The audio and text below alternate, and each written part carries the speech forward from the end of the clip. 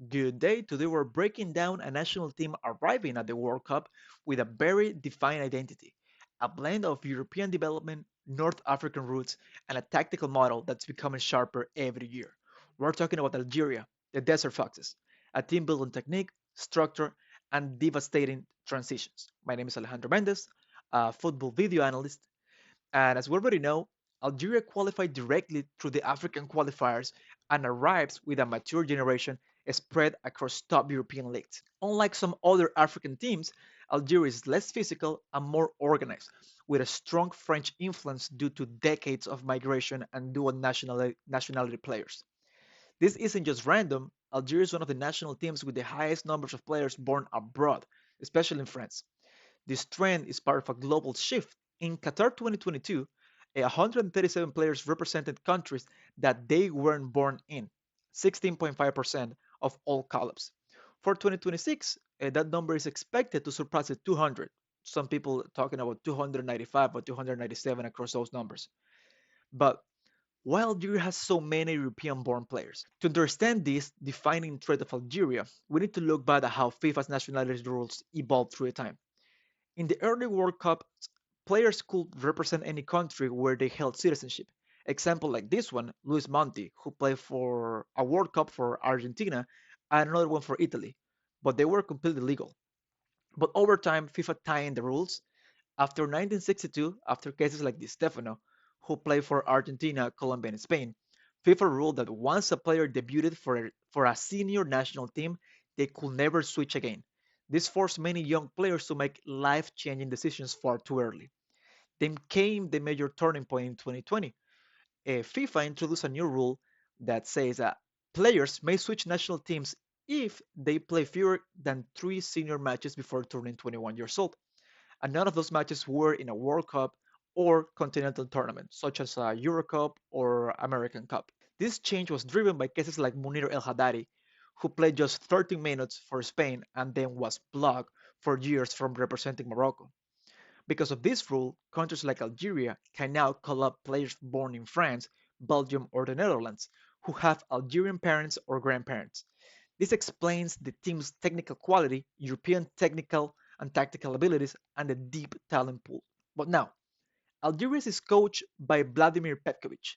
He's a 62-year-old manager known for structure, discipline, and his preferred 4-3-3.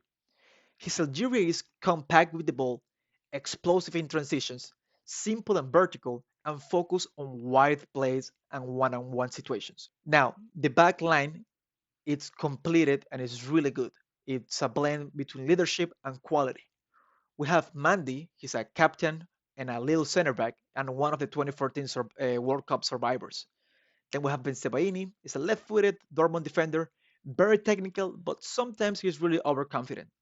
Then we have Ait Nouri. He's a Manchester City left back brought by Pep Guardiola. He's extremely aggressive and he likes to go forward. And then we have Begali, the right back from Hellas Verona. He's intense and reliable. Okay. Now, Algeria doesn't press high consistently, but they maintain good structure and protect the central lane very well. The midfield in this team is the brain. We have Ismail Bennacer, he's a former Milan and Marseille midfielder. He's elegant, calm, and elite at controlling the tempo. Then we have Chaïbi, he's a creative interior from Eichton Frankfurt. And then we have the third midfielder. We could have Awer, okay? He's a midfielder playing for Al Ittihad. He brings balance and structure to the team depending on the opponent. But in this case, the midfield isn't built on physicality, it's built on technique, passing, and rhythm. Now we have the attack. The attack is just pure speed, wide play, and one-on-one threats. The front three in Algeria are the most dangerous weapon. We have Riyad Mahrez, the star left-footed, cutting inside from the right, and he has a lead one-on-one. He used to play for Manchester City. Then we have Amora. He's a Wolfsburg forward, extremely mobile and aggressive attacking the space. And then we have the man of this video, Ibrahim Massa. He's a young Leverkusen winger. He's really vertical and explosive. Okay, he was bought by Xabi Alonso to Leverkusen. So Algeria's attack is simple, fast, and wide. They rely heavily on overlaps, isolated one-on-ones, quick switches of play, and direct runs into space. Now, without the ball, when they are defending, Algeria prefers a mid or mid-low block, but two weaknesses appear. The first one is that when Mahrez doesn't track back, he doesn't always track back, he starts to create imbalance on his side. And when the opponent circulates the ball quickly, the block loses shape, especially through the middle. So they're organized, but they're not flawless. Prolonged defending exposes gaps on them. So the more time that they spend defending, they could actually be exposed to more gaps. Now, Algeria's most dangerous weapon at the moment is when they recover the ball. They explode forward, they use very few passes, and they reach the box in seconds. Fullbacks and wingers overlap aggressively, and this is a team that thrives in chaos and punishes any mistake. The transition is their most deadliest weapon.